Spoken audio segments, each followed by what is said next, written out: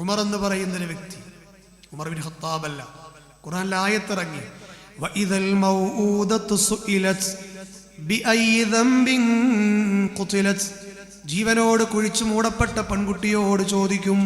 എന്താ ചോദിക്കുക? ബിഅയ്യി ദംബിൻ ഖുതിലത്, എന്ത് തെറ്റ് ചെയ്തിട്ടാണ് നിന്റെ മോളെ കുഴിച്ചു മൂടപ്പെട്ടത്? ഈ ആയത്തിറങ്ങിയപ്പോഴേ ഉമർ എന്ന് പറയുന്ന ഒരു വ്യക്തി നബിന്റെ മുമ്പിൽ ഒന്ന് കരഞ്ഞു പറയാ, നബിയെ, എൻ്റെ മകളെ ഞാൻ കുഴിച്ചു മൂടിയിട്ടുണ്ട്. കുറെ നോക്കി വളർത്താൻ സമൂഹത്തിന്റെ ആ ഒരു രീതി എന്ന് പറഞ്ഞത് പെൺകുട്ടികളെ വെച്ചിരിക്കാൻ പാടില്ല എന്നാണ്. അതുകൊണ്ട് ഞാനും എന്ത് ചെയ്തു, അരമനകളിൽ കുറെ കാലം അവളെ നോക്കി വളർത്തി. ഒരു പരിധി എത്തിയപ്പോൾ ഇനി നടക്കൂലെന്ന് തോന്നിയപ്പോ അവളെ ഞാൻ കൊണ്ടുപോയി മരുഭൂമിയുടെ ഉൾക്കാടുകളിൽ കൊണ്ടുപോയി കുഴി കുത്തി കുഴിച്ചിട്ടു എന്നാണ്. ചരിത്രകാരന്മാർ ഇങ്ങനെ പറയുന്നത് കാണാം. കുഴി കുത്തുമ്പോൾ അയാൾ ഷോൾഡറിലേക്ക് തൂമ്പയിൽ നിന്ന് ചാടിയ മണല് തട്ടിയിട്ട് മോള് ചോദിച്ചത് എന്തിനാണ് ഉപ്പച്ചിന്ന്.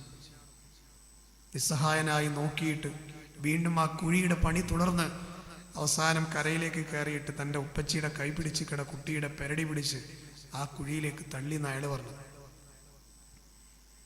വാവിട്ട് കരഞ്ഞു ഉപ്പച്ചി എന്ന് പറഞ്ഞിട്ട് ആ വായിലേക്കൊരു കൊത്തു മണ്ണ് വാരിയിട്ട് ജീവനോടെ കുഴിച്ചു മൂടപ്പെട്ടിട്ടുണ്ട് നബി. അങ്ങനത്തെ ഒരു കാലഘട്ടത്തിലാണ് സ്ത്രീകളും സമൂഹത്തിന്റെ ഭാഗമാണ് എന്ന് വിമോചകനായി കടന്നു വന്ന ഉക്കാവയിലും മജന്നായിലും ദുൽമജാസിലും ഈ ഉമ്മത്തിലെ സ്ത്രീകൾക്ക് സ്വാതന്ത്ര്യം മേടിച്ചു കൊടുത്ത ഹബീബായ പ്രവാചകനാണ് മുഹമ്മദ് മുസ്തഫ.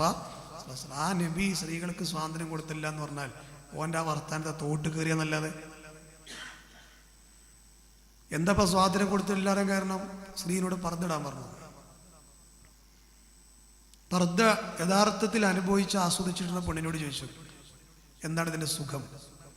ചൂടും പുകയൊക്കെ ഉണ്ടാവും, പക്ഷെ എന്നാലും ഓല് പറയും ഇതുകൊണ്ട് കിട്ടുന്ന സുരക്ഷയുണ്ടല്ലോ, അതിൻ്റെ അപ്പുറത്തൊന്നും ഉണ്ടാവില്ല. ആമി കമലാ സുരയ്യ എന്ന് പറയുന്ന സ്ത്രീ ആമി എന്ന പേര് സ്വീകരിച്ച് ഇസ്ലാമിലേക്ക് വരികയുണ്ടായി. ആ സ്ത്രീയുടെ ഒരു പ്രയോഗം എങ്ങനെയാണ്?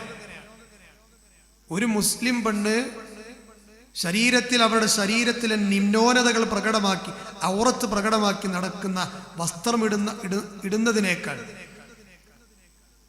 പർദ്ദയിട്ടവർ നടക്കുകയാണെങ്കിൽ, ഇസ്ലാമിക ഹിജാബ് ഇട്ട് നടക്കുകയാണെങ്കിൽ പീഡിപ്പിക്കപ്പെടുന്നതിന് പകരം ആദരിക്കപ്പെടുന്നതാണ് അവർ പറഞ്ഞത് അല്ലേ? അപ്പൊ അത് സുരക്ഷയാണ്. ആ സുരക്ഷ മേടിച്ചു തന്നു, അസ്തിത്വം ഉണ്ടാക്കി തന്നു പ്രവാചകൻ സ്വല്ലല്ലാഹു അലൈഹി വസല്ലം. ആർക്ക്? സ്ത്രീകൾക്ക്.